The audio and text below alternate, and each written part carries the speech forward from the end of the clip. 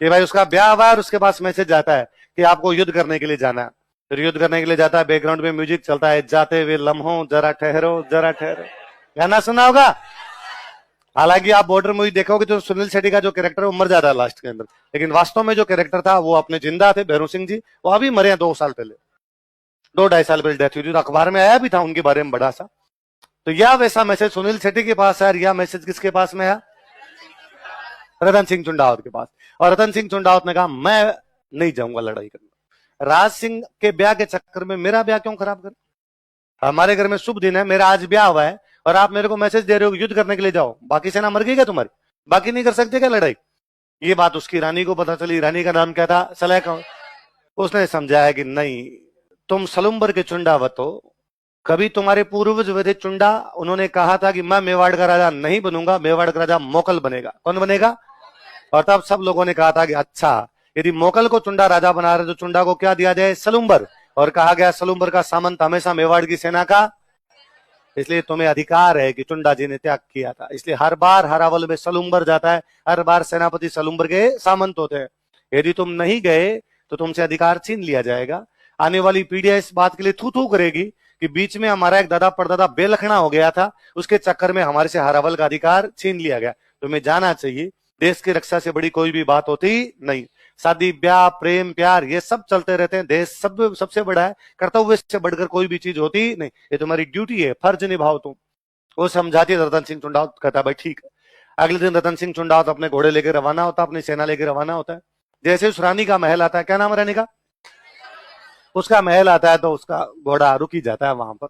वो ऊपर की तरफ देखता है, रानी ऊपर जरोखों में से नीचे देख रही थी। उसने अपने पास में एक सैनिक खड़ा था, उसको कहा ऊपर जाओ, ऊपर जाके रानी की कोई निशानी लेके आओ। क्या लेके आओ? उसको लगा यार कोई अंगूठी कोई चूड़ी दे देगी तो युद्ध में देके टाइम पास करेंगे थोड़ा। वो गया और उसने जाके कहा कि भाई नीचे रतन सिंह जी खड़े हैं और आपकी क्या मंगा रहे हैं? कोई निशानी। वो लड़की सोचती है, एकदम नव यौवना नव दुल्हन जिसकी अभी अभी शादी हुई है, वो सोचती है कि जब मेरा पति युद्ध में जाने से आनाकानी कर रहा है, इस बात की क्या गारंटी है वहां पर युद्ध कर पाएगा? ये भी हो सकता है इसको मेरी याद आए और वापस युद्ध में से भाग कर आ जाए। और उसे पुनः याद आता है कि मेरी एक बुआ की शादी जोधपुर के राजा के साथ हुई थी, जोधपुर के राजा युद्ध से वापस आ गए थे, इसलिए मेरी बुआ ने किले के दरवाजे बंद कर दिए थे। ऐसा पति जो युद्ध से वापस आए, उस पति के लिए मैं दरवाजे भी खोलूंगी नहीं। एक मेरा पति है जो युद्ध में जा नहीं पा रहा, और इसका कारण क्या? ये मेरी सुंदरता, ये मेरा शरीर।